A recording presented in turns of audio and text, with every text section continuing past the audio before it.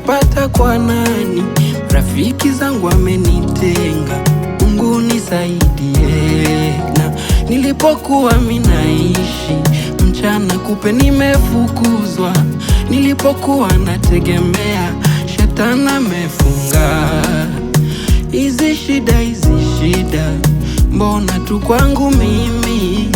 Hizi shida Mungu nisaidie.